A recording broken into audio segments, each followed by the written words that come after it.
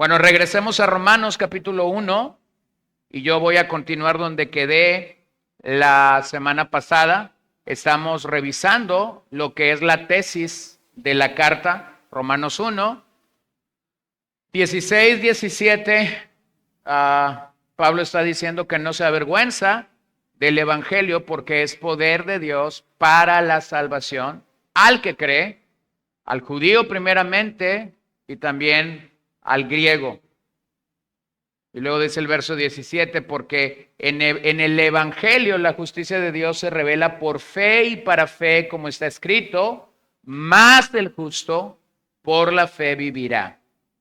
Y nosotros pudiéramos dejar allí lo que Pablo está diciendo, pero el verso 18 dice, porque la ira de Dios se revela desde el cielo contra toda impiedad e injusticia de los hombres, que con injusticia restringen la verdad. Observen que el verso 18 dice que la ira de Dios se revela desde el cielo, y luego en dos ocasiones se habla de la injusticia de los hombres. Así que hemos mencionado ya que el tenor de estos primeros 4 capítulos, la escena de estos primeros 4 capítulos de Romanos, es como la escena de una corte, es como un juzgado, es como una sala de juicio, pero el verso 18 es como si fuera el inicio de ese juicio. El verso 18 sirve para colocarnos en el punto, como si eso fuera el arranque del juicio. Es como si Pablo estuviese diciendo, atención, atención, la corte ha entrado en sesión. Ahora quisiera iniciar con una advertencia, porque el mensaje habla de la ira de Dios, no mi mensaje, sino el mensaje de Pablo en el verso 18, está hablando que la ira de Dios se revela desde el cielo, así que necesito iniciar con una advertencia. El tema de la ira de Dios no necesita excusas. El tema de la ira de Dios no necesita que tú y yo demos una justificación. Es más, voy a ir un poco adelante y voy a decir que los creyentes debemos estar gozosos y deleitarnos que Dios mismo nos libró de su ira. Entonces, cuando leemos estos pasajes o alguien viene con nosotros porque lee pasajes donde comunican que la ira de Dios es manifestada o que Dios es grande en misericordia, es lento para la ira, pero grande en misericordia, o que la ira de Dios es revelada desde el cielo. Hermanos, no busques justificar eso. No busques decirle a la gente, sí está allí, pero. Porque entonces, si tú y yo hacemos eso, mutilamos el evangelio. Este mensaje, este verso, es tan instrumental en la salvación, es tan importante que lo definamos, así como tomamos toda una sesión para definir lo que la justicia de Dios significa en Romanos. Entonces yo quiero pasar esta mañana el tiempo para hablar contigo acerca de la ira de Dios. Si fueras a una concordancia y buscaras la palabra ira, ya sea en el Antiguo o en el Nuevo Testamento, te sorprenderías que la Biblia habla de la ira de Dios y habla de una manera mucho mayor que otros temas a los que tú y yo podemos dar gran relevancia. Los profetas de antaño, los profetas del Antiguo Testamento, solían decir a sus oyentes cosas como las siguientes. Solían decirles que sus vidas impías provocaban al Santo de Israel. Solían decir que estaban atesorando para sí mismos ira para el día de la ira. ¿Observas eso? Imagínate un profeta levantándose en medio de la comunidad a la que debe compartir el mensaje del arrepentimiento, a la que debe proclamarle las bondades de este Dios al que tú y yo servimos, y entonces este es el mensaje. Ustedes están acumulando ira para el día de la ira de Dios. Bien, La condición del mundo en el que tú y yo vivimos no es mejor que la condición del mundo o del día en el que los profetas proclamaron la verdad de Dios. No es mejor. Pablo decía que había sido enviado a predicarle a una perversa generación, a una generación que yacía bajo el poder del maligno, a una generación que estaba bajo el poder del maligno, y por esa razón hacemos bien en, voy a decirlo así, hacemos bien en recuperar el mensaje que tiene que ver con la ira de Dios. ¿Sabes cuál es el problema? El problema es que la generación en la que vivimos no desea escuchar el concepto de la ira de Dios.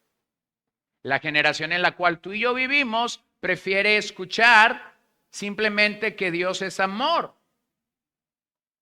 Pero sin el mensaje de la ira de Dios, sin el mensaje de esta doctrina de la ira de Dios, solo tendríamos una comprensión parcial y equivocada del Evangelio.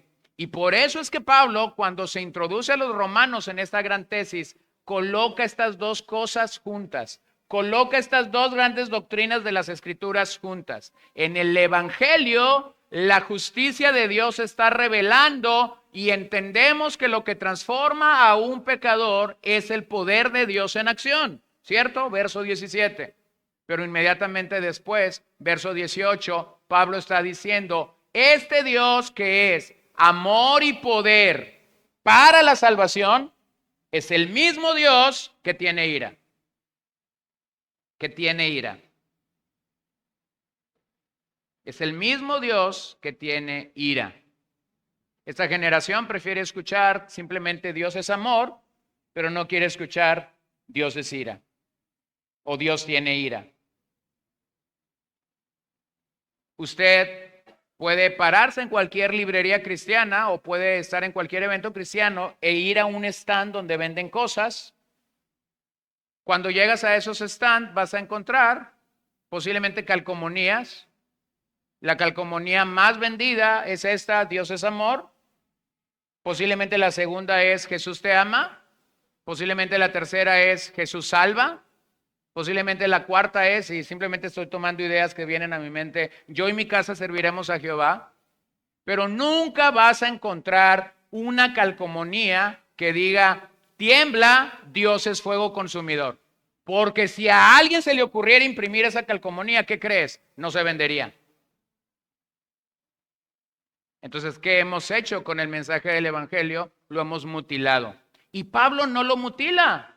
Pablo está diciendo, la justicia de Dios está siendo revelada. No hay forma de que el pecador pueda ser salvo por sí mismo. Necesita la justicia de Dios. Es decir, necesita una justicia que no podemos provocar nosotros mismos. Ni por obras, ni porque hacemos cosas, ni porque decimos ser algo. Es una justicia que se nos es dada por Dios en la persona de Cristo Jesús. ¿Qué es ese acto? Ese es el acto de amor de Dios por ti y por mí como pecadores. Pero inmediatamente después, Pablo dice que Dios está revelando desde el cielo su justicia. Así que si no anunciamos la ira de Dios, tendremos un evangelio mutilado, un evangelio lleno de sentimientos, un evangelio lleno de emociones, pero muy alejado de la realidad. Permíteme introducir una historia, lo voy a hacer al principio y voy a cerrar con esa historia. Quizás el sermón más famoso que se ha escuchado en la historia de la iglesia y que no está registrado en las Escrituras, es decir, no lo vas a hallar en tu Biblia, pero históricamente el sermón más famoso de la que la cristiandad sabe o ha escuchado tenía como título lo siguiente: pecadores en las manos de un Dios airado. Fue predicado por lo menos históricamente, sabemos que esta es la fecha donde tuvo un gran efecto, aunque los historiadores creen que el predicador lo había predicado en algunas ocasiones anteriores. El 8 de julio de 1741, en una iglesia de Enfield, Nueva Inglaterra, el predicador titular no llegó. Es decir, a quien tocaba predicar ese domingo no llegó a la iglesia. Así que fue necesario que un predicador suplente subiera al púlpito. Por cierto, ese predicador suplente estaba visitando esa congregación, ni siquiera era miembro de esa congregación. Así que aquel predicador suplente subió al púlpito. Su nombre era Jonathan Edwards. Este fue su pasaje base para iniciar, de Deuteronomio 32-35. Mía es la venganza y la retribución. A su tiempo el pie de ellos resbalará, porque el día de su calamidad está cerca, ya se apresura lo que les está preparado. La audiencia a la que Edwards predicó era conocida por su frialdad, su desinterés y su resistencia. Mientras Edwards predicó y utilizaba ilustraciones sobre los horrores del infierno y sobre la justicia de Dios, la audiencia sintió que el piso podría abrirse en cualquier momento y tragarlos y llevarlos literalmente al horno de fuego. Los historiadores coinciden en que mientras Edwards predicaba, se escuchaban gritos, se escuchaban llantos y se escuchaban alaridos. Para el predicador, este era el acto más grande de amor. Decirles a aquella audiencia fría, desinteresada, el peligro de no tener a Cristo. Edwards estaba convencido de que lo único que nos puede librar del infierno es la pura voluntad de Dios. Aquel día, Edwards no pudo concluir su mensaje. La gente comenzó a gritar: ¿qué debo hacer para ser salvo? ¿Qué debo hacer para ser salvo? ¿Qué debo hacer para huir de la ira de Dios? Así inició un avivamiento en los Estados Unidos, conocido como el Gran Despertar. Como todo avivamiento que hay en las Escrituras, la Biblia estuvo en el centro de aquel púlpito y no al lado de ese mover. Aquel día el predicador no pudo llegar a hablarles del consuelo que el Evangelio da. Gracias a Dios este mensaje está escrito de manera completa en 17 páginas. Está en YouTube si lo quieres escuchar y yo puedo mandar la liga esta tarde. Pero los historiadores dicen que cuando Edwards iba a comenzar a hablar de la esperanza y del consuelo que el Evangelio da, entonces la gente comenzó a decir: ¿y qué debo hacer? ¿Y qué debo hacer?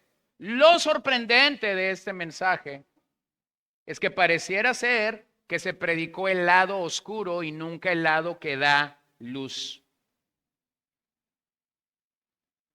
El día de hoy se caracteriza porque predicamos solo el lado que da luz. Le decimos a la gente: Dios te ama, pero nunca llegamos a decir a la gente que Dios es fuego consumidor. ¿Qué nos dice Romanos en el pasaje que hemos estado meditando? Nos dice que el Evangelio es poder de Dios para salvarnos o para salvación.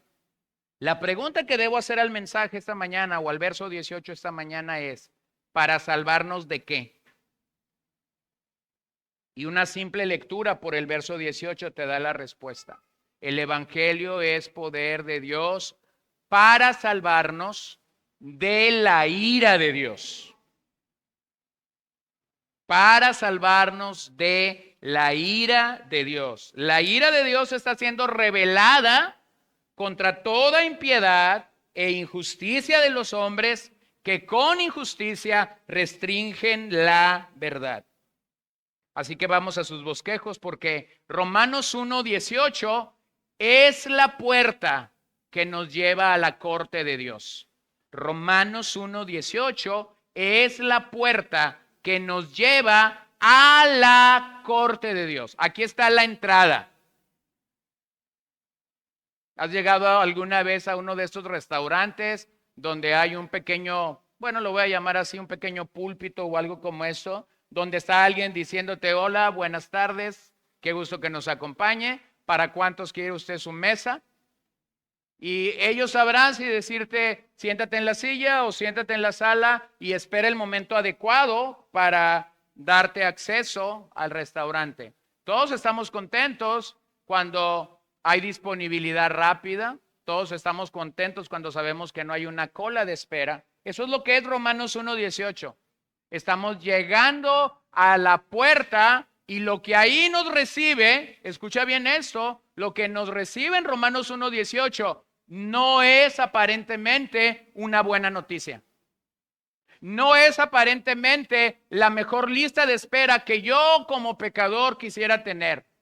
Yo quisiera que a mí me dijeran, oh, Dios te estaba esperando desde hace mucho tiempo. Oh, Dios estaba sufriendo porque no llegabas. Pero cuando llego allí, lo que se me comunica es, la ira de Dios se está revelando desde el cielo contra toda la injusticia y contra toda la impiedad que hay en este mundo.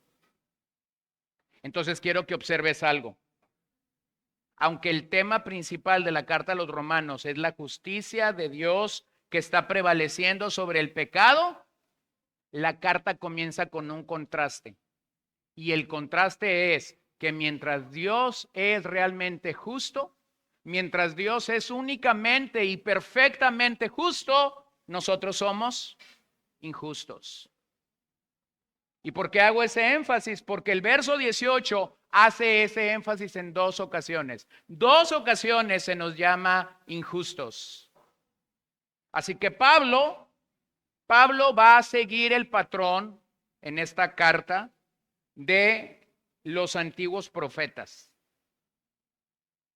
Pablo va a predicar al estilo de los profetas del Antiguo Testamento. Primero, haciendo uso de la ley y de la condenación.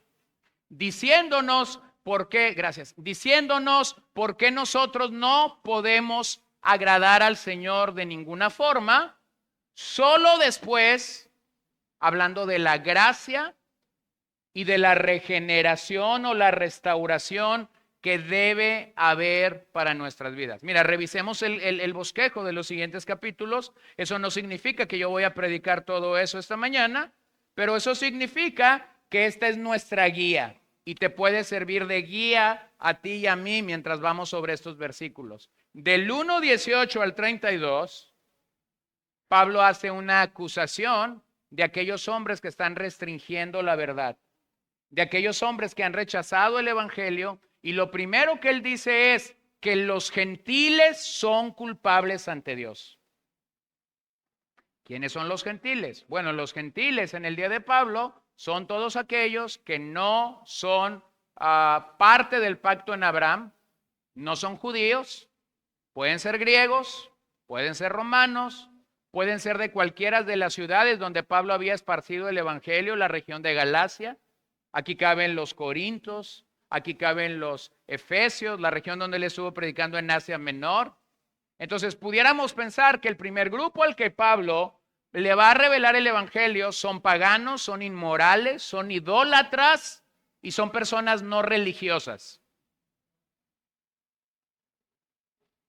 No religiosas. Cada día nosotros tenemos realmente gente que está en esta expectativa, ¿no? Hace poquito estaba escuchando voy a decir, era un testimonio, era el testimonio de una persona que estuvo enferma y que fue sana. Pero mientras yo estaba escuchando el testimonio de esta persona y su vocabulario sonaba bien hasta cierto punto de su conversatorio, cuando esta persona está hablando, le digo a mi esposa, esto es humanismo. El hombre es el centro, no Cristo. El hombre es el centro. Y después de eso ella da una expresión como diciendo, bueno, es que ahora estamos conociendo a Cristo, esto no es una religión, simplemente nosotros queremos a Cristo, queremos experimentar a Cristo. Y yo le digo a mi esposa, pues nada más compruebo lo que hace minuto y medio atrás te digo.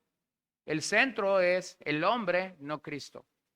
Luego del verso 2, capítulo 2, verso 1 al 3:8, los judíos son culpables ante Dios.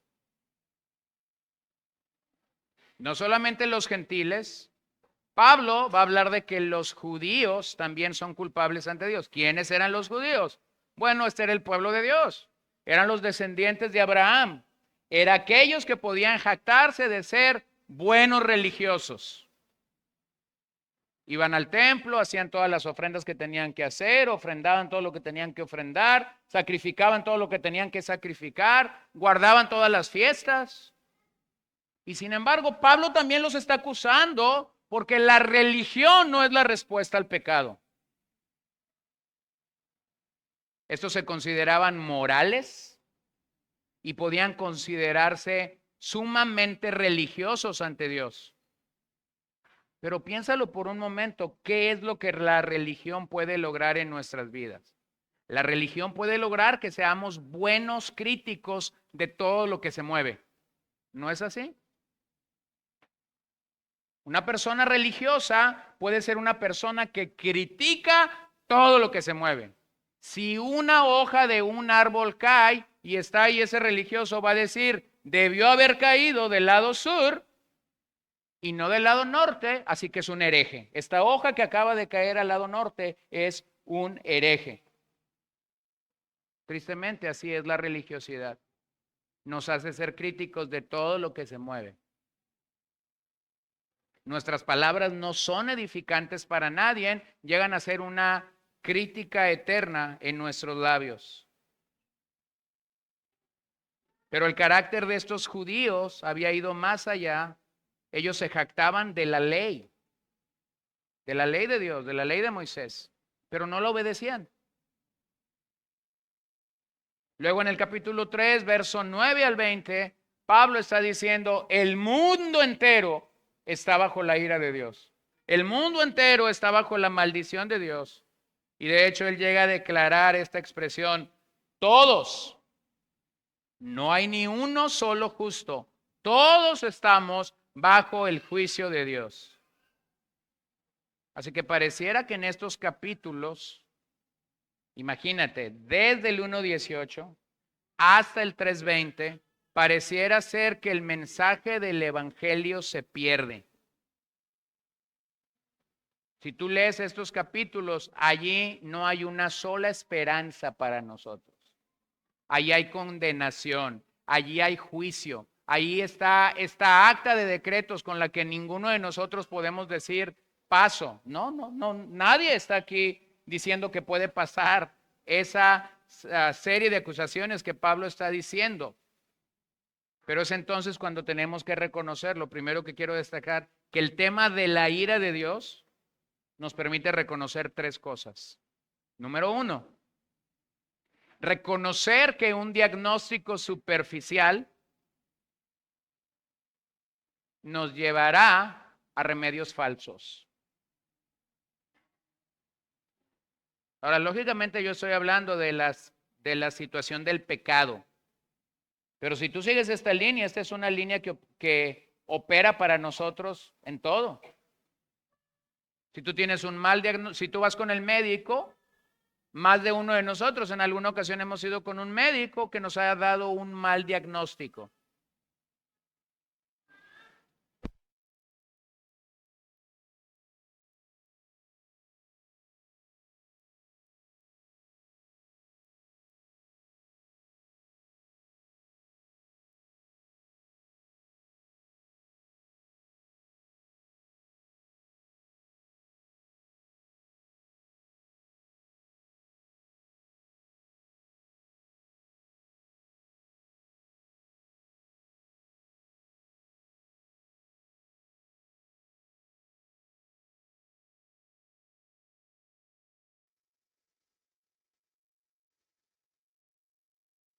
Han dicho lo siguiente, me dieron una bomba de antibióticos y el médico que te atendió no le quiso fallar a lo que tienes.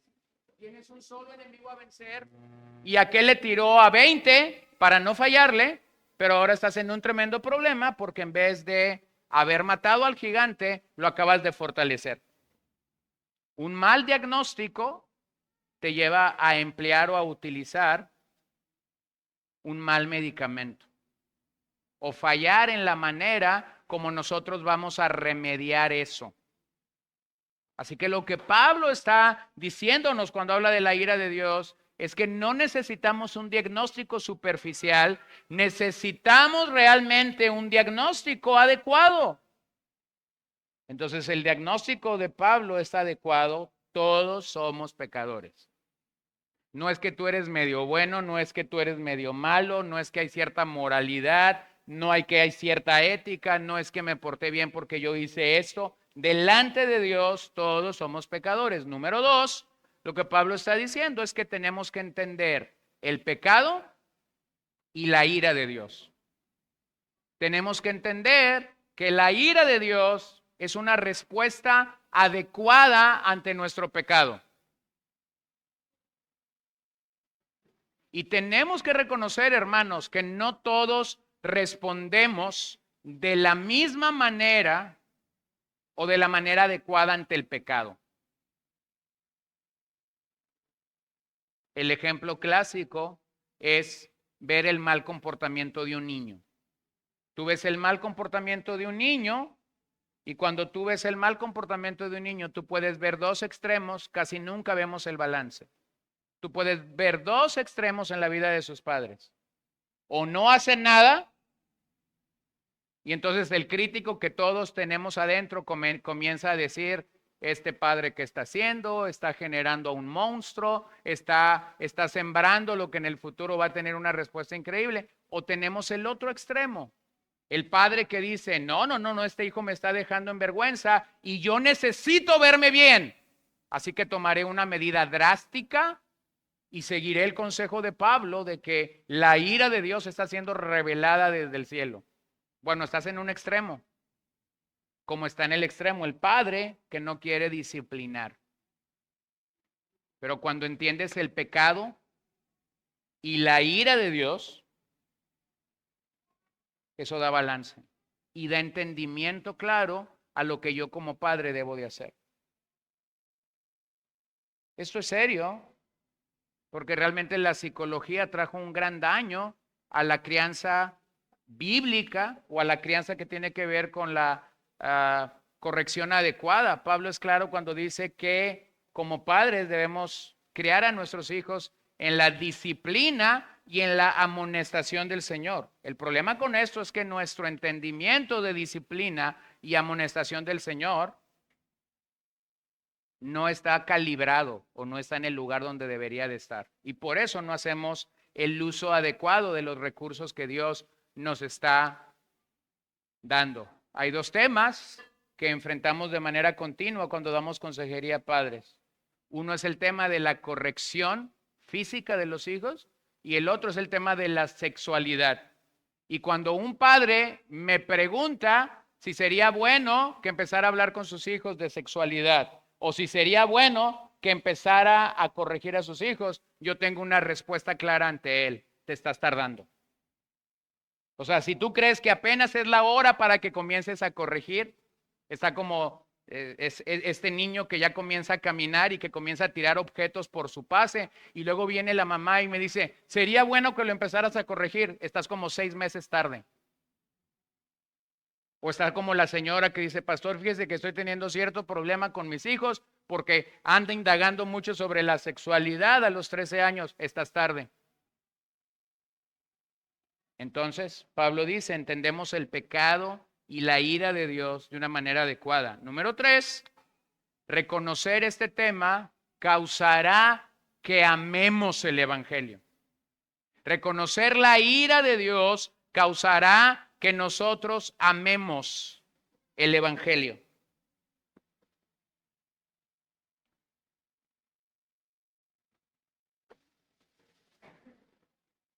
Vean lo que Pablo dice cuando sale de esta sección, en el 3:21-22. Ya ha declarado que estos tres grupos son pecadores, pero ahora, aparte de la ley, la justicia de Dios ha sido manifestada, confirmada por la ley y los profetas.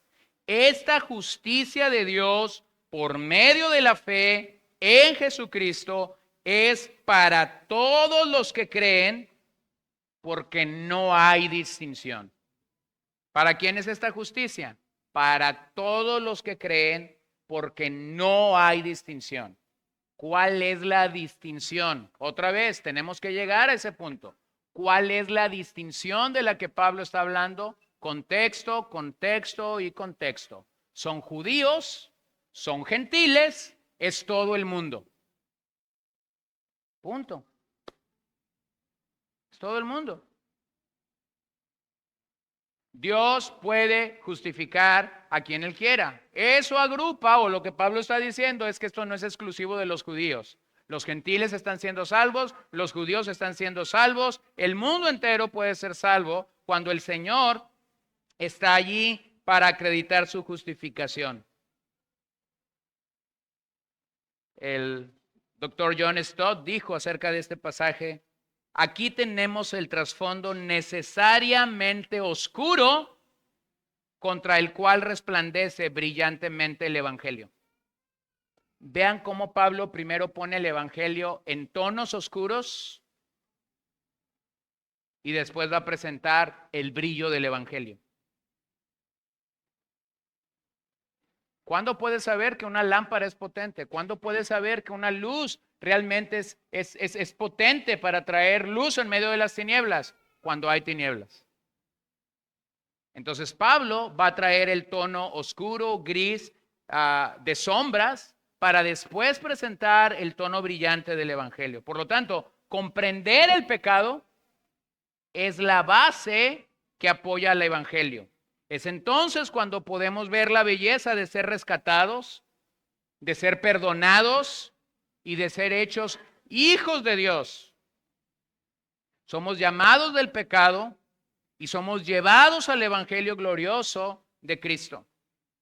Por eso es que la realidad es esta. Cuando yo no presento el tono negro y simplemente presento el tono de luz o el tono de brillo, al final le saqué al pecador una oración donde repite cosas.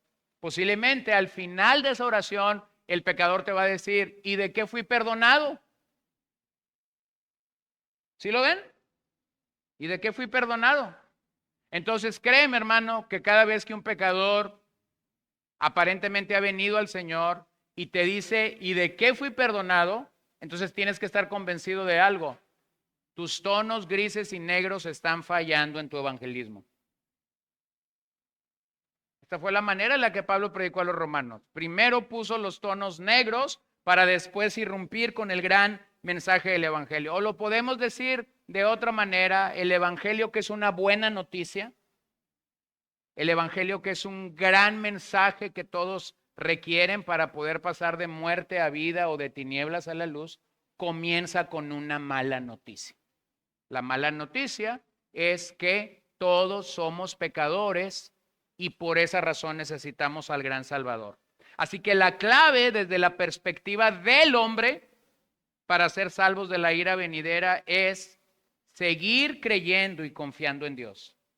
Una persona que es salva genuinamente sigue creyendo y confiando en Dios a lo largo de su caminar, a lo largo de su peregrinaje sobre esta tierra. Sigue afirmando, sigue creyendo: voy a confiar, voy a madurar, voy a crecer en aquello que Dios está poniendo delante de mí. Esa es la perspectiva desde el hombre, desde este lado de la eternidad. Ahora ve la otra perspectiva.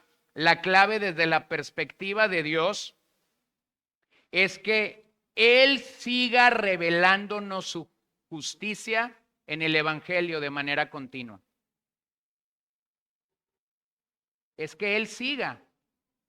Y la razón por la que tenemos que afirmar que Él siga revelándonos su justicia en el Evangelio de manera continua es porque el uso de la expresión que está revelando su justicia desde el cielo no es algo pasado, es algo presente, es algo continuo. En otras palabras, cuando tú y yo como pecadores venimos al Señor, Él reveló su justicia desde el cielo a nosotros. Y eso no es un evento, eso no es algo que pasó una vez y quedó bien para nosotros, sino que a lo largo de nuestro caminar en el Señor, Él sigue revelándonos su justicia en el Evangelio y esto es algo de manera continua. Así que voy a poner lo siguiente en forma de preguntas y contestarlo para que podamos tener claridad. ¿Qué es la ira de Dios? Bueno, la palabra griega, orgé, se refiere a una indignación invariable y establecida. Es una indignación invariable y establecida. No es un tipo de enojo momentáneo. No es un tipo de enojo emocional. Porque ese tipo de enojo que es momentáneo y emocional tiende a ser algo descontrolado. Ese es el tipo de ira o de enojo al cual el hombre es propenso. Y la expresión griega para esta en el Nuevo Testamento es tumos, no orge. Cuando habla de Dios, cuando habla de una ira que es invariable y que es establecida, utiliza la palabra orge. Cuando habla de una ira que es descontrolada o que es propensa por nuestras emociones, es tumos. Entonces tú estás apurado, estás por salir, te estás poniendo el pantalón, a la vez te estás peinando, estás usando la secadora y estás tomando café. Y sabes que en 5 minutos tienes que dejar tu habitación para subirte a tu carro y ya vas 10 minutos tarde. Entonces, el evento clásico de clásicos. Pasas por tu cama y uno de los dedos de tu pie se encuentra con ese objeto de madera o de metal que detiene que tu cama no se caiga. Y entonces nuestra respuesta es ira, enojo. ¿Quién la va a llevar? El que esté contigo en el cuarto. Puede ser tu esposa, puede ser tu hijo. Te dije, porque no te has apurado, es que yo me acabo de chocar aquí con esta madera. Eso es descontrolado, eso es emocional. Entonces nosotros decimos palabras que van a herir a la persona. La otra persona está con sus audífonos, está peinando. Ella ni en cuenta de que tú estás allí sufriendo lo que estás sufriendo. Esa no es la ira de Dios. Su ira no es descontrolada. Su ira no es propensa a emociones. Es una indignación que es invariable y que es establecida. Entonces, esa ira de Dios no es un enojo dirigido a las personas que no son del agrado de Dios. Porque si eso fuera así, entonces Dios nos hubiera consumido mucho tiempo atrás. Entonces, ¿qué es la ira de Dios? Bueno, es la respuesta ecuánime y determinada de un Dios justo en contra del pecado. La ira de Dios es la respuesta ecuánime y determinada de un Dios justo en contra del pecado. No es una respuesta descontrolada, es una respuesta invariable, no emocional. Mira cómo Lucas 12:5 lo presenta. Pero yo les mostraré a quién deben temer. Teman a aquel que después de matar tiene poder para arrojar al infierno. Sí les digo, a él teman. Hay quienes pueden creer que la ira de Dios no es compatible con su bondad y entonces van a tratar de desterrarla del pensamiento.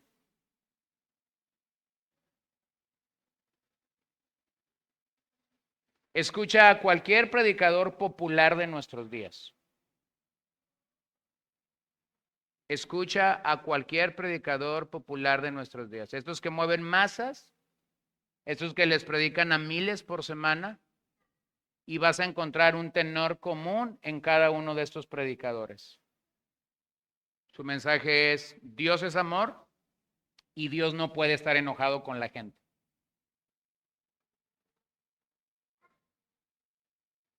Entonces, eso cumple perfectamente lo que Pablo le dijo a Timoteo cuando le dice: habrá un día cuando la gente tenga comezón de oír verdades que ellos quieren escuchar. Entonces voy a definirlo de una manera muy sencilla esto. La gente no quiere o no está esperando a un Dios que es ira. Está esperando a un Dios que es amor, que es buena onda y que está ahí como una varita mágica para hacer todo lo que ellos quieren. Entonces yo simplemente voy a pasar por algunos textos y yo sé lo que algunos van a decir: pero eso es del Antiguo Testamento. Entonces también tengo uno del Nuevo para que nadie se quede sentido. Deuteronomio 32, 39, 41. Ven ahora que yo soy el Señor y fuera de mí no hay Dios. Yo hago morir y hago vivir. Yo hiero y yo sano, y no hay quien pueda librar de mi mano. Ciertamente alzo a los cielos mi mano y digo, como que vivo yo para siempre, cuando afile mi espada flameante y mi mano empuñe la justicia, me vengaré de mis adversarios y daré el pago. ¿A quién? ¿A quién va a dar el pago? A los que me aborrecen. Salmo 7:11. Dios es juez justo y un Dios que se indigna cada día contra el impío. Ahora observen eso, se indigna, pero su indignación no es como la nuestra.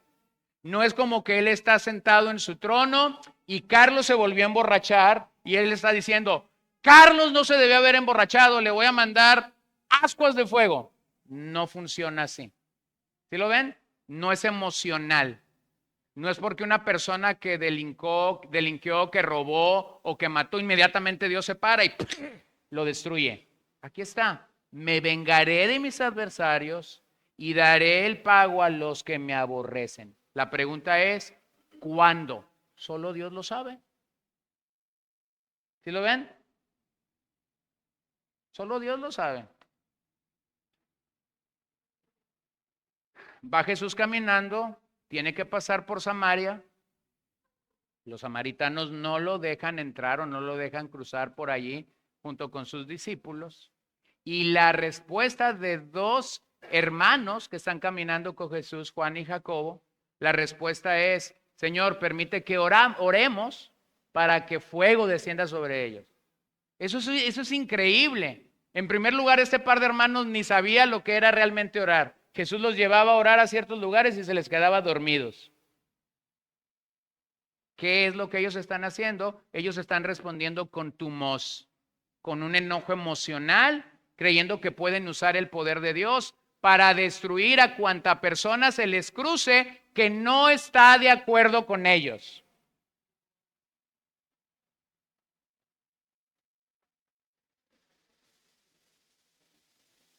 Eso es increíble. No me pasa siempre, pero me ha pasado en algunas ocasiones, creo que no aquí, pero en otros lugares, que yo he predicado, yo bajo del púlpito y hay una persona ahí diciéndome: pastor, yo no estoy de acuerdo con lo que usted acaba de decir. Y yo no me voy a enojar por eso, ni voy a decir al Señor: Señor, trágatelo, manda fuego sobre él. Bueno, yo he contestado cosas como esta: bueno, lo bueno es que no soy el único predicador que va a hablar esta semana, hay otros 3, posiblemente uno de esos 3 sí te va a caer bien. Y lo libro. No pasa nada. ¿Sí lo ven? Pero ese par de hermanos quería que fuego cayera sobre la vida de los samaritanos simplemente porque se habían opuesto. Y Jesús, la respuesta de Jesús es increíble: ustedes no saben qué espíritu los domina. No saben. Vean Romanos 9:22. Es una pregunta. ¿Y qué si Dios aunque dispuesto a demostrar su ira y hacer notorio su poder, soportó con mucha paciencia a los vasos de ira preparados para destrucción. No dice que Dios no tenga ira, dice que Dios está soportando. Entonces, claramente vemos en estos pasajes que su ira constituye una perfección divina, tan importante como su fidelidad, como su poder o incluso como su misericordia. En el carácter de Dios no hay defecto alguno. No hay defecto alguno. Aún su ira es algo de la que nosotros deberíamos alabar y adorar. Así que ira también es la retribución justa del juez divino y la repugnancia personal provocada por el mal moral. Observa la gran cantidad de pasajes que hay en las Escrituras donde se nos dice o donde se nos proclama que Dios no se esconde para decir que la venganza y el furor son de Él. Dios no se esconde para decir que Él se va a vengar de sus enemigos o que va a derramar furor sobre sus enemigos. ¿Qué más es la ira? Bueno, podemos decir que la ira de Dios es su santidad actuando contra nuestro pecado. Es la respuesta de Dios porque tenemos a un Dios santo que aborrece el pecado. Entonces, el otro lado de la moneda de su santidad es la ira. Es la respuesta de un Dios santo ante personas injustas, impías como nosotros. Entonces, como ya dije anteriormente, la expresión ahí se revela, que la ira de Dios se revela desde el cielo, es algo constante. Pero vamos a detenernos en un momento. Hay un punto en la historia de la redención donde la ira de Dios tiene su momento de clímax, tiene su momento más alto. Es la revelación más gráfica de su ira en contra del pecado. ¿Cuál es ese momento? La cruz. Fue en la cruz donde la ira de Dios se ve de una manera más gráfica. Ahí se encuentra en el derramamiento de juicio sobre su Hijo. En otras palabras, ni aún su Hijo amado fue libre de beber la copa de la ira de Dios. Y eso debe cautivar nuestra atención cuando pensamos en la ira de Dios. Escucha lo que este teólogo Robert Halden dijo. La misma creación que declara que hay un Dios y publica su gloria es la misma creación que proclama que ese Dios es enemigo del pecado y es el vengador de los crímenes de los hombres. Pero sobre todo, la ira de Dios se reveló desde el cielo cuando su Hijo vino para manifestar su carácter divino. Y cuando esa ira se hizo presente en los sufrimientos y en la muerte de Cristo de un modo más tremendo que en todas las señales que había dado anteriormente de su enojo por el pecado. Además, el castigo futuro y eterno de los impíos se declara ahora en términos más solemnes y explícitos que nunca. En la nueva dispensación hay dos revelaciones celestiales. Una, la ira de Dios. Dos, la gracia de Dios. Entonces, ¿qué tenemos cuando entramos a la corte del juez? Solo dos veredictos. O tienes su justa ira, porque es justa. El hombre restringe la verdad, el hombre odia la verdad, el hombre rechaza la verdad, así que su ira es justa. O tienes la justa ira de Dios, o tienes la misericordiosa, benevolente o amorosa salvación de un Dios justo, que es el único que puede justificar a los pecadores. Así que tenemos que advertir que esta ira no es algo futuro, como muchas veces lo vemos. Esta ira es algo presente. De hecho, la manifestación de su misericordia en el Evangelio es comprensible solo a la luz de la revelación de la justa ira de Dios. Esto me lleva entonces a concluir algo. Tenemos un gran problema. El gran problema que el ser humano tiene ante sí mismo es la ira de Dios. Y Pablo nos dice que ésta se está revelando ante la injusticia de los hombres. Dios está lleno de ira ante la injusticia de los hombres y por esa razón la verdad de Dios es rechazada y la mentira de Satanás fue abrazada. Romanos 2:8. Pero a los que son ambiciosos y no obedecen la verdad. ¿Quiénes son estos? Los del capítulo 1, versos 18. Restringen la verdad, odian la verdad. Vuelve a decir Pablo, sino que obedecen a la injusticia. ¿Qué es la injusticia? Todo lo contrario a la justicia de Dios.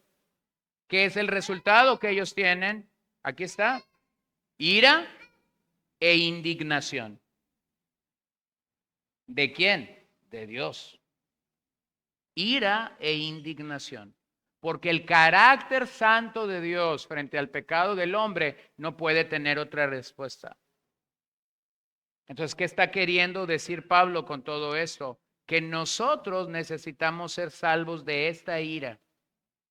Y eso precisamente es lo que el Evangelio anuncia. El Evangelio, que es poder de Dios, anuncia una salvación de la ira de Dios.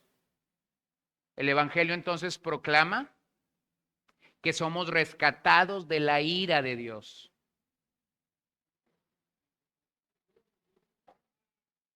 Segunda de Corintios 5:11. Dice Pablo, por tanto, conociendo el temor del Señor, persuadimos a los hombres, pero a Dios somos manifiestos, y espero que también seamos manifiestos en las conciencias de ustedes. Observa que Pablo está poniendo el tenor en el capítulo 5 de que su llamado es persuadir a la gente. Pero si habremos de persuadir a las personas con el gran mensaje de la reconciliación, entonces nosotros habremos de ser predicadores o proclamadores, no solo del amor y la gracia de Dios, sino también proclamadores y predicadores de la ira de Dios. Observen que Pablo tiene un alto compromiso, un alto entendimiento o una alta seriedad de cómo debemos anunciar el Evangelio. La razón es que antes de compartirlo, Pablo abrazó ese Evangelio y ese Evangelio que él abrazó incluía la ira. Romanos 5, 8, 9. Pero Dios demuestra su amor para con nosotros, en que siendo aún pecadores, Cristo murió por nosotros. Entonces, mucho más, habiendo sido justificados por su sangre, ¿seremos salvos de qué? Seremos salvos de la ira de Dios por medio de él. Entonces, ¿quién puede librarnos de la ira de Dios? ¿Quién nos libra? Solo Dios. Este Dios que es justo, justifica al pecador. Este Dios que tiene ira es el único que puede librarme de su ira. No hay nadie más. Solo el poder de Dios expresado en el Evangelio puede librarnos de su propia ira. Ahora hay que observar algo. El amor de Dios no elimina la injusticia humana. Porque si el amor de Dios eliminara la injusticia humana, entonces no tendríamos injusticia desde que el Hijo amado de Dios vino a morir en la cruz. El amor de Dios no eliminó la injusticia de este mundo. El amor de Dios no elimina la doctrina de la ira de Dios. Convive con ellas, convive con la injusticia humana, o por lo menos la ve, convive con la ira de Dios. Así que el Evangelio, o en el Evangelio, su interés va más allá de que tengamos solo el conocimiento de su amor, de que tengamos solo el conocimiento del sacrificio de Jesús. Su anhelo es que podamos ser salvos de su propia ira.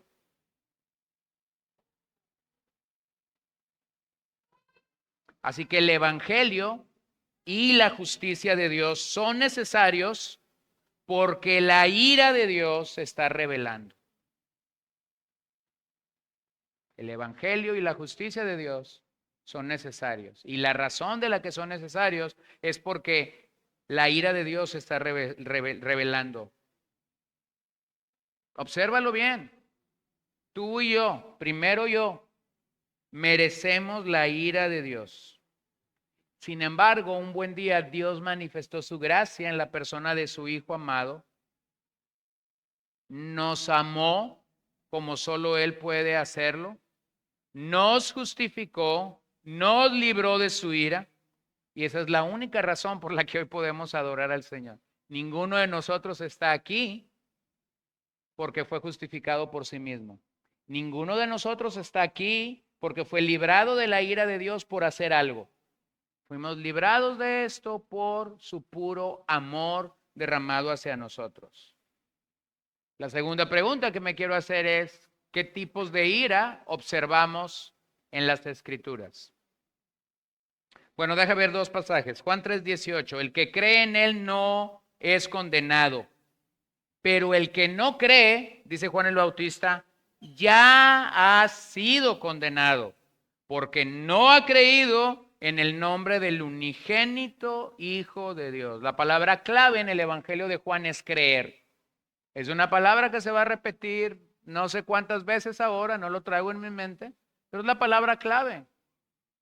Juan está diciendo que, hablando de la necesidad de creer en su Evangelio, pero ese mismo Juan que escribe Apocalipsis en el 20:15 dice, y el que no se encontraba inscrito en el libro de la vida fue arrojado al lago de fuego. Bueno, ¿cómo llegas rápidamente al lago de fuego? Porque no creíste. ¿En quién o en qué no creíste? Bueno, no creíste en el mensaje del Evangelio. El mensaje del Evangelio es un mensaje cristocéntrico. No creíste en la persona de Jesús. Juan 20:21 dice que para eso había escrito su Evangelio, para que el que leyera el Evangelio pudiera creer que Jesús es el Hijo de Dios. Entonces lo que vemos manifestado aquí es gente que ya ha sido condenada por no creer en el Señor, gente que finalmente llegará a un lugar de condenación eterna, llamado aquí el lago de fuego. Entonces déjenme hablar por lo menos de 5 tipos de ira de las que la Biblia nos habla. Número 1, ira eterna. Esta es la ira que Dios manifestará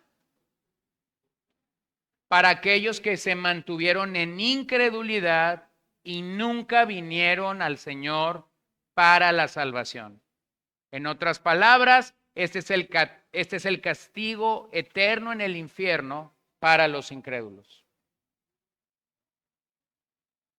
Hay una corriente opositora al Evangelio que surgió en la mente humana, pero no en la Biblia, que se llama universalismo.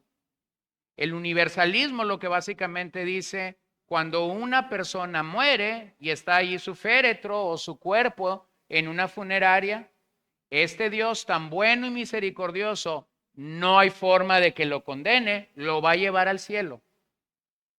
Entonces lo que el universalismo hace es destronar el mensaje del Evangelio. Mira, hermano, lo voy a poner de otras maneras. Yo como pastor a veces tengo que atender funerales que no necesariamente la persona que murió era un creyente. Pero su hermana, su tío, su abuelo que sí son creyentes, me dicen, pastor, pues ya está aquí, predique de algo. Y son de esas ocasiones en las que a uno lo meten en cierta problemática, porque yo puedo llamar Lupita y resulta que se llamaba María.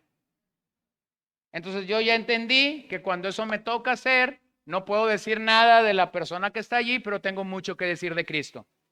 Entonces hablo de Cristo, predico a Cristo. ¿Sí? Pero esa es la razón. Aún entre nosotros como cristianos, el universalismo ha permeado, porque resulta que yo he acompañado a hermanos y conozco a quien sí es cristiano por 20 años, y cuando yo me acerco para darle un abrazo y para darle algunas palabras de ánimo, de aliento, me dicen algo como esto: ya está descansando en los brazos del Señor. Y yo me hago la pregunta, si ya está descansando en los brazos del pecador, ¿por qué por 20 años me has pedido que ore por él para que sea salvo y yo sé que no fue salvo? Entonces, no me meten en esos aprietos, porque a lo mejor no le voy a decir nada en ese momento, pero usted va a ver mi cara y mi cara le va a decir todo. ¿Sí ve eso? O sea, no seamos universalistas. Hay solo dos lugares donde un muerto puede ir, o a vida eterna o a condenación eterna. Y se lo digo yo y se lo digo ahorita porque eso debería urgirnos a predicar el evangelio a nuestros familiares que no son cristianos. Mientras esa persona vive, usted tiene la oportunidad de compartirle el mensaje del evangelio cada día, así parezca una grabadora.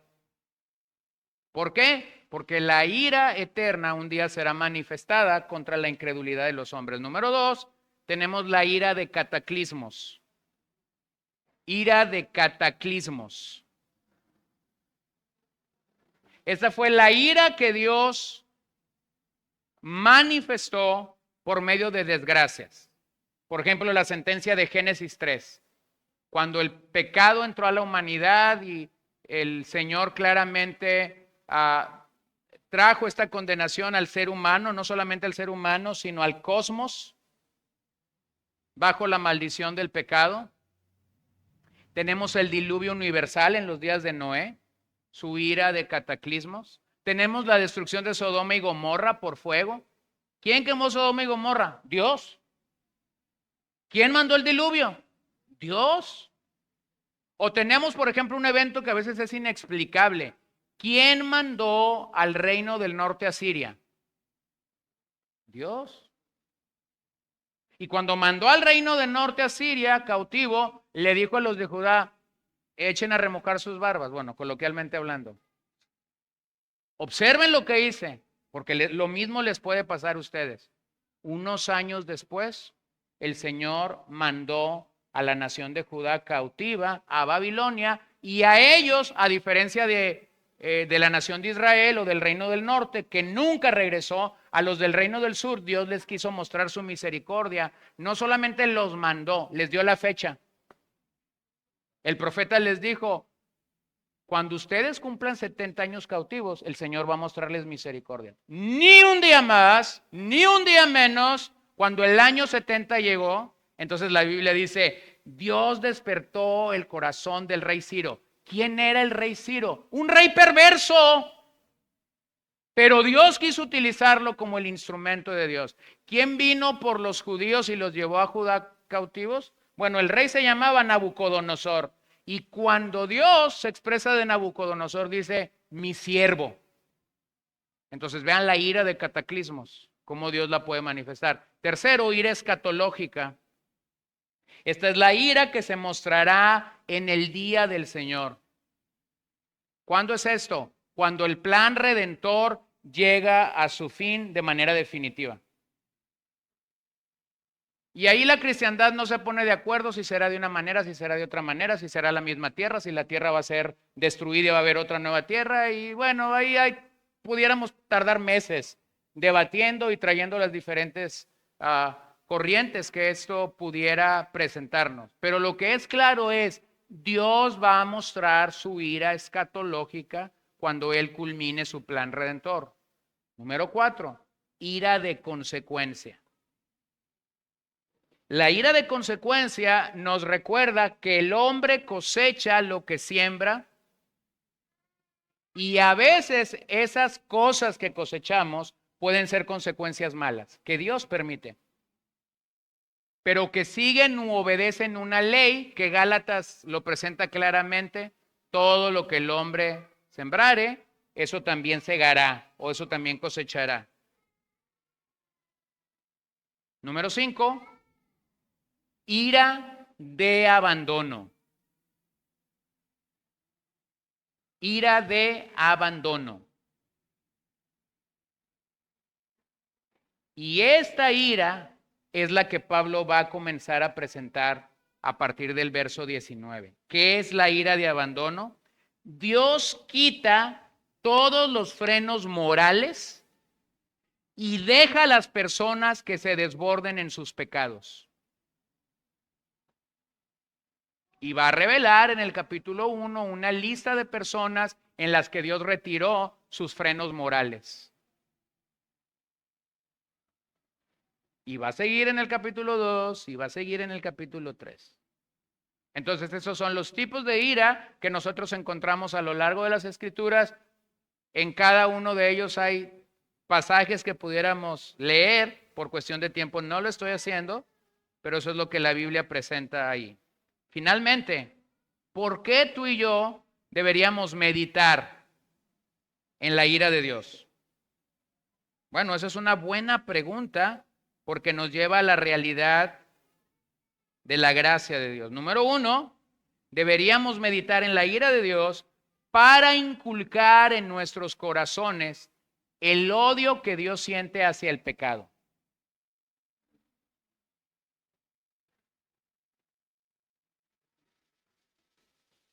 Deberíamos inculcar un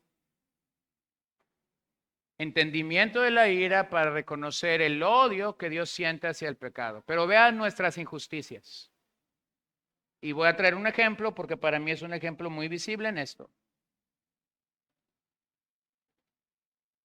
Tú tienes a esta chica sin frenos morales que quedó embarazada antes de estar casada. La madre está destruida, lógicamente. Tú tienes a la vecina criticando la crianza, criticando a la hija. Oh, sí, pero no le ponían esto y llegaba a tal hora y yo siempre dije que esto iba a pasar porque ella es muy sabia. Pero a la vuelta de 2 meses, su hija está embarazada también y no está casada.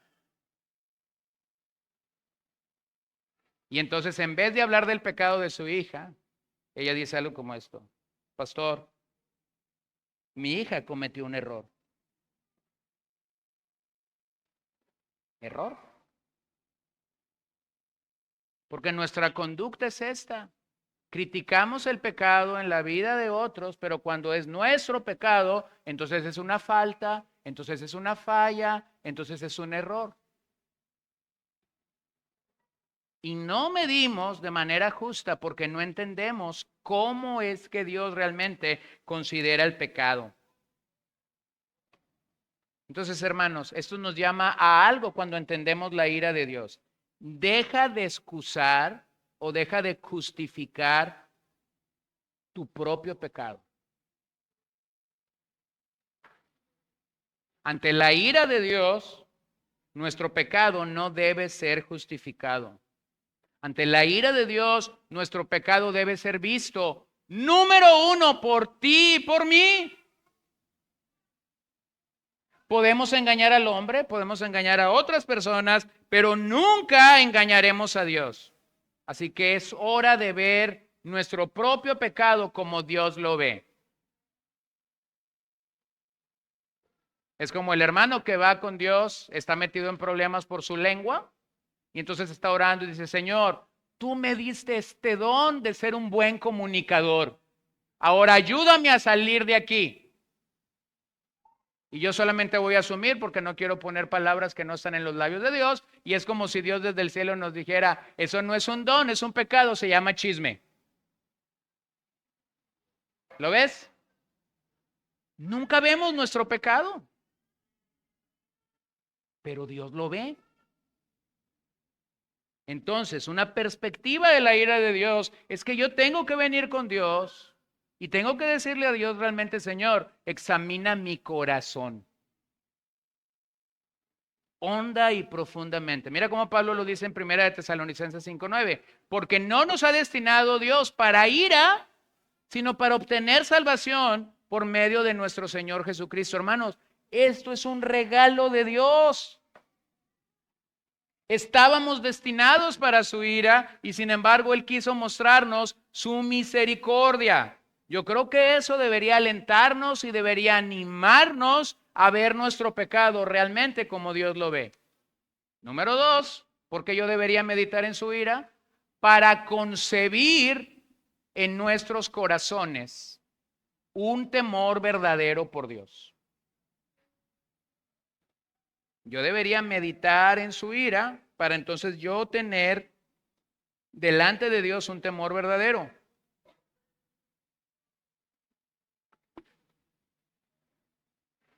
Dice Hebreos 12:28, por lo cual, puesto que recibimos un reino que es inconmovible, demostremos gratitud, mediante la cual ofrezcamos a Dios un sacrificio aceptable con temor y reverencia, porque Dios o porque nuestro Dios es fuego consumidor. Entonces, la mejor manera de reconocer su ira o de ver esta doctrina de su ira es recordarnos continuamente, Dios es fuego consumidor. Entonces, pregúntate, lo que yo estoy haciendo, lo que yo estoy creyendo, lo que yo estoy pensando, la manera como yo estoy creando, la manera como yo estoy viviendo, las arañas que traigo en el cerebro, o como le quieras llamar, frente a un Dios que es fuego consumidor, ¿cómo se ve?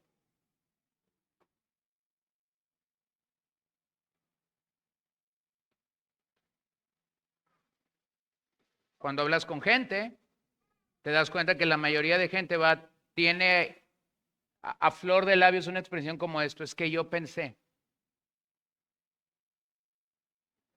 es que yo sentí en el corazón. Bueno, yo tengo palabras para eso.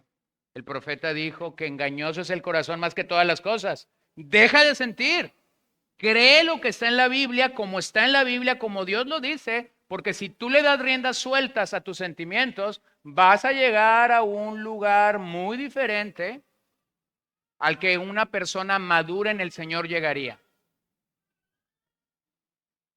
Cuando estás frente a una decisión que tomar, tienes opción 1, opción 2 y opción 3, y tú dices, la 3 me convence más, pero la 1, si yo tomo la 1 me voy a ver muy bien. Y la 2 no me gusta, pero allá en el sitio 2 está fulano, sultano y merengano, y eso pudiera hacer bola y me pudiera convenir irme para allá. Olvídate de estas 3 opciones. Simplemente pregúntate, ante un Dios que es fuego consumidor, ¿qué es lo que yo debo de hacer? Y posiblemente te encuentres con que ni la opción 1, ni la 2, ni la 3 es la que Dios realmente está esperando de nosotros. Pero no pensamos en este Dios que es fuego consumidor.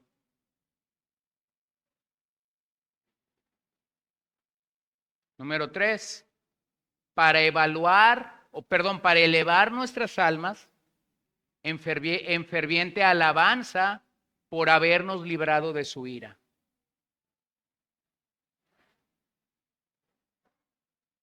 ¿Adoramos a Dios porque fuimos librados de su ira? En la mañana, mientras desayunaba, estaba observando una reunión o quería escuchar el mensaje, solo que hay diferencia de horario y lo único que pude escuchar fue la alabanza de esa iglesia. Llega el momento en el que el director de alabanza dice, vamos a cantar el himno fulano de tal autor, un autor de más de 4,000 himnos en la historia de la iglesia, y él dice, vamos a cantarlo, y da el título del himno, y dice, pero vamos a cantarlo a capela. Y simplemente el piano da el tono donde iban a arrancarlo y comienzan a cantar este himno a capela. Subo con mi esposa y le digo, acabo de escuchar un himno precioso, tengo toda mi vida en la periferia de la vida cristiana y nunca había escuchado este himno glorioso. ¿Qué eleva tu alma para alabar a Dios? Bueno, aquí está un tema que debería elevar nuestras almas. Fuimos librados de la ira de Dios. La próxima vez que Juanito, Panchito, Pedrito o como nos llamemos, te diga, dame una buena razón para ir a la iglesia el día domingo, o dame una buena razón para despertarnos temprano e ir a la iglesia, tu respuesta es muy sencilla. Fuimos librados de la ira de Dios. Eso sería suficiente, no más. Primera de Tesalonicenses 1:10, y esperar de los cielos a su Hijo, al cual resucitó de entre los muertos, es decir, Jesús, quien nos libra de la ira venidera. Entonces debemos alabar y adorar al Señor, debemos gozarnos en todas las perfecciones de Dios, y esas perfecciones de Dios anuncian la ira de Dios también. Si no nos regocijamos al saber que un día cercano Dios desplegará gloriosamente su ira y se vengará de todos aquellos que ahora se oponen a Él, lo único que eso demostraría es que aún estamos en nuestros pecados y que el camino que seguimos es un camino rápido y directo a un solo lugar llamado infierno. Así que para terminar esta mañana, hoy afirmamos que hablamos de esta ira por dos razones. Porque la Biblia dice o habla de ella y lo hace de la siguiente manera, al decir la ira de Dios. Esta no es tu ira, esta no es mi ira, esto no es porque algo no me salió bien, esto es porque el aguinaldo llegó cortado, esto no es porque me golpeé con la cama, esto no es porque mi carro amaneció ponchado, esto es porque yo no estoy donde pensé que iba a estar a la edad que tengo. No, esta es la ira, ¿de quién? De Dios. La segunda razón por la que debemos afirmar la ira es porque la Biblia es clara cuando nos habla de esa ira, es una ira eterna. No va a terminar. Hay una vida eterna para los que son justificados y estaremos del otro lado de la eternidad adorando y alabando al Señor, pero hay condenación eterna para quien no viene en arrepentimiento delante del Señor. Mira lo que dice Mateo 3, versos 7 y 8. Pero cuando vio que muchos de los fariseos y saduceos venían para el bautismo, les dijo, camada de víboras, ¿quién les enseñó a huir de la ira que está al venir? Por tanto, den frutos dignos de arrepentimiento. Observa que Jesús sigue el mismo patrón que Pablo en los Romanos. Primero les habla de la ira, después les habla de un arrepentimiento que da frutos dignos de arrepentimiento. Solamente quería terminar con algunas declaraciones de Jonathan Edwards en aquel famoso mensaje de pecadores en manos de un Dios airado. Escucha a Edwards en aquel mensaje que tuvo el resultado de iniciar con el gran despertar. La presentación de este terrible tema tiene el propósito de despertar a los inconversos y llevarlos a una convicción del peligro que corren. Esto que has escuchado es el caso de cada persona sin Cristo. La ira de Dios es como aguas caudalosas que están refrenadas por ahora, pero aumentarán más y más y subirán más y más hasta que se les dé salida, y cuanto más se les deje subir, con más velocidad y poder será su corriente cuando por fin se suelten. El arco de la ira de Dios está encorvado, la flecha está lista en la cuerda y la justicia apunta la flecha a tu corazón y estira el arco. No es otra cosa sino la mera determinación de Dios, y este es un Dios airado, sin haber hecho ninguna promesa o tener ninguna obligación que evita que la flecha se embriague con tu sangre. Oh pecador, considera el terrible peligro en que te encuentras. Es un gran horno de ira. Es un abismo ancho y sin fondo, lleno del fuego de ira, el que tienes debajo al ser sostenido por la mano de ese Dios, cuya ira has provocado, cuya ira has encendido, tanto como lo hicieron muchos de los condenados en el infierno. Cuelgas de un hilo con las llamas de la ira divina flameando alrededor y amenazando quemarlo en cualquier momento. Y no obstante, no tienes interés alguno en ningún mediador. No tienes nada de dónde agarrarte para ser salvo. No tienes nada para escapar de las llamas de la ira de este Dios. No tienes nada que sea tuyo. Nada de lo que has hecho. Nada que puedas hacer para convencer a Dios que te libre, aunque sea por un instante. La pregunta esta mañana es: ¿cómo escapamos de la ira de Dios? Y la respuesta es tan clara y tan sencilla en el bendito mensaje del Evangelio: corre a Cristo, huye a Cristo, ve a Cristo antes de que sea demasiado tarde. Si la condición de tu alma y de tu corazón este día es como la que era en aquella pequeña iglesia a la que Edwards predicó, resistente a la palabra, entonces pídele al Señor que escudriñe tu corazón.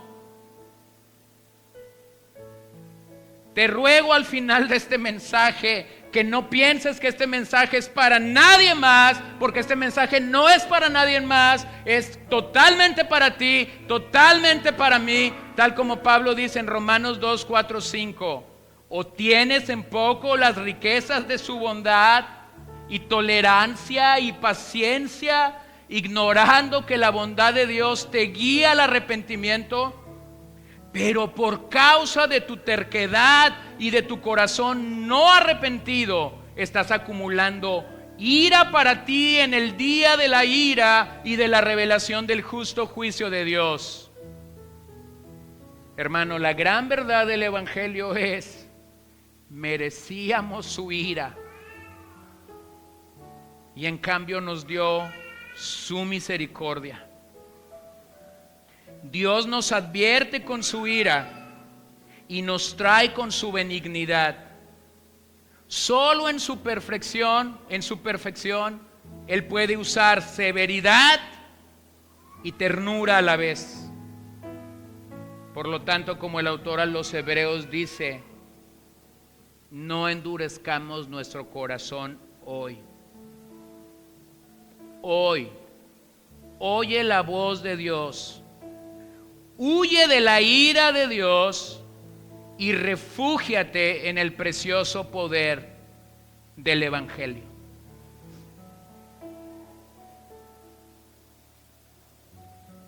Señor, te damos gracias porque tuviste a bien perdonarnos. Te damos gracias porque tuviste a bien no tratarnos como lo merecíamos.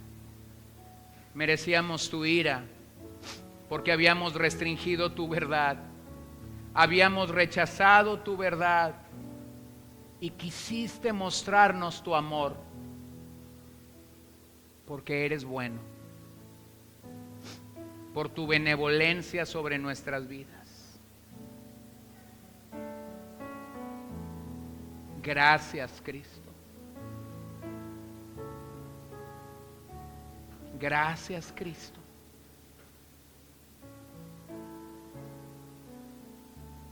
Señor, danos convicción por tu Espíritu Santo esta mañana, esta tarde, de que te necesitamos. Y si alguien necesita correr a ti, ya, yo pido que tú des pies como de siervo a ellos y que puedan correr. Que tú des fe, que tú des gracia, que tú des arrepentimiento. Quebranta nuestro orgullo, quebranta nuestra soberbia. Examina, oh Dios, nuestro corazón Ve si hay en él engaño, ve si hay en él perversidad, y redargúyenos, oh Dios. Lo pedimos con todo nuestro corazón.